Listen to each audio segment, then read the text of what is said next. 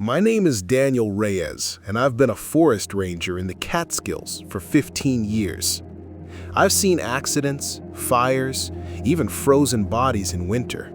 But what happened to Adam Fisher, a hiker from Philadelphia who disappeared on the Hollow Creek Trail, is the only thing that ever made me hesitate to go back into those woods. Fisher was hiking alone. He was experienced, well-equipped, had a GPS, and told his family he'd return in 3 days. On the 4th day, no one heard from him. The patrol assigned me and another ranger, Miller, to track his route.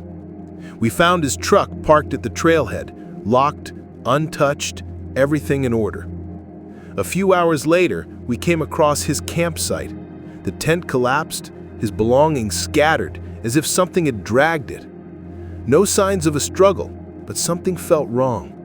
The aluminum poles were bent, not broken. And in the mud around it, we saw large, deep footprints, too large to be human. We followed the tracks for about 2 hours until we reached a patch of fallen trees. The ground was damp, covered in leaves. There we found his backpack, unzipped, with his camera still inside. I checked the photos: sunrise, forest, rocks, and the last one, blurry. Between the trees, a dark, upright figure, no face, watching from a distance. Miller said it was just a trick of the light, a shadow. But the GPS data showed Fisher had walked in circles for nearly 3 hours before stopping near a creek. We went there. The air smelled of rot and stagnant water. By the bank, we found drag marks in the soil, like someone had fallen and been pulled away. We found his cap, caked in mud, and a torn piece of his jacket snagged on a high branch several meters away. Nothing else. That night, we camped nearby to continue at dawn. Around 2 in the morning, the footsteps started. Heavy, slow, circling us. Miller pointed his flashlight, but there was nothing, just the sound of branches snapping and something breathing hard among the trees. We didn't fire. We just waited, silent, until the forest went still again. At first light, we found fresh prints, not boots, not bear tracks. They were bare feet, wide, pressed deep into the soil, as if something enormous had walked straight between our tents. We never found Fisher's body. The search was called off a month later. The case was closed as lost hiker. But I know what I heard that night and what I saw on that camera. Sometimes I think he wasn't attacked. He was followed, slowly, for hours, as if the whole forest had been waiting for the right moment to make him disappear.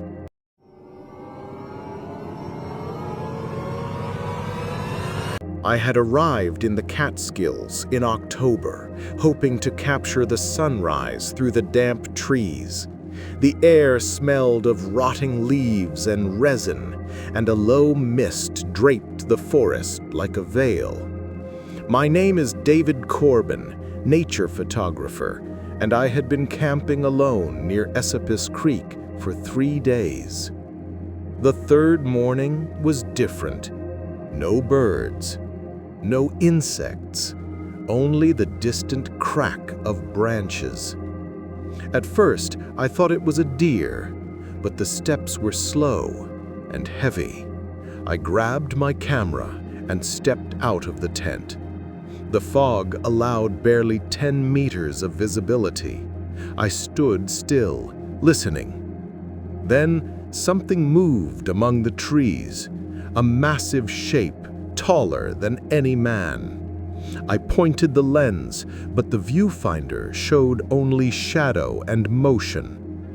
Then came a deep growl that didn't sound like any animal I knew. The sound froze me. It was low, wet, as if coming from a distorted human throat. I backed toward the tent when something dropped in front of me, a branch torn violently from a tree, sap still dripping. It circled the camp slowly, unhurried, like it was scenting me. I packed the camera, grabbed the flashlight and a kitchen knife. I stayed awake all night, too afraid to turn the light off. At 3 in the morning, the flashlight flickered and died. In the silence, a deep breath brushed against the tent wall. Not words, but the meaning was clear. A warning. At dawn, I ran toward my car, following the GPS. In the mud, I saw huge footprints, deep, with visible toes. Not a bear's. Halfway down the trail, a fallen tree blocked the path. I climbed over it, and there I saw something hanging from the branches. My tripod bent, its legs twisted. At the center, a claw mark dug deep into the metal. I reached the car without looking back, but before starting the engine, I noticed something on my camera. A photo I didn't remember taking. It was my tent, seen from outside at night. And beside it, crouched low, was a massive figure staring straight at the lens. I never returned to the Catskills, but sometimes when I scroll through my old photographs, the same silence fills the room, and the air seems to hold its breath, waiting to hear those footsteps again.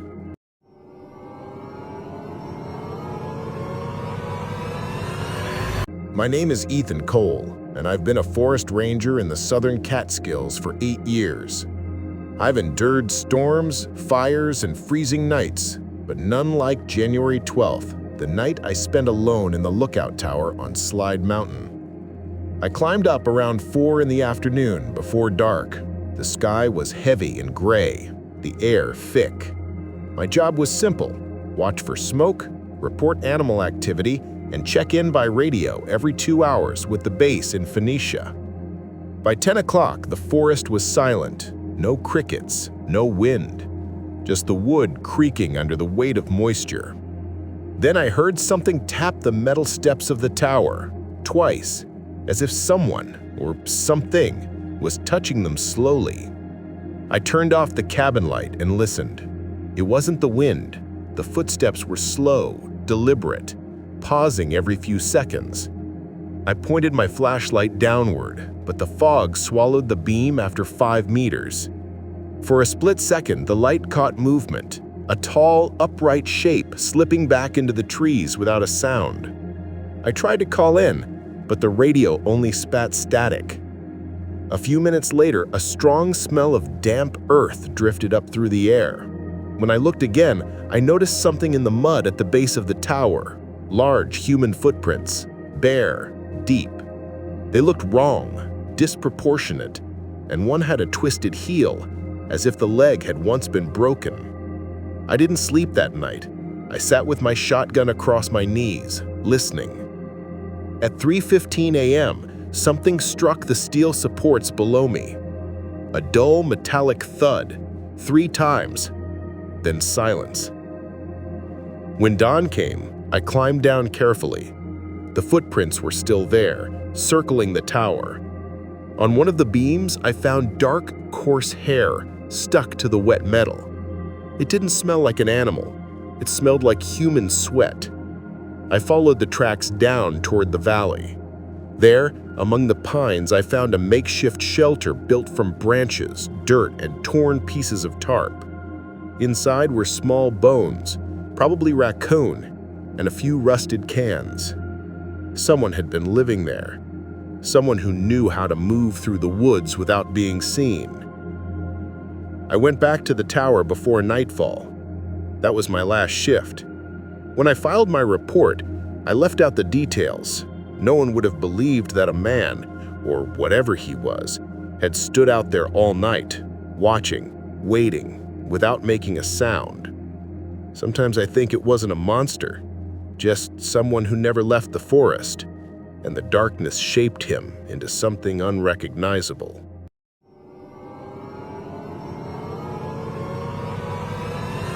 The Suttons decided to escape the city for a weekend. There were 4 of them: Mark, his wife Elena, and their children, Ryan 10 and Sophie 7. They rented a cabin near the Ashokan Reservoir, surrounded by dense forest. It was old, with a wooden roof and the smell of dampness, but Elena loved the idea of disconnecting. The first night was peaceful. The sound of crickets and water lapping against stones lulled them to sleep.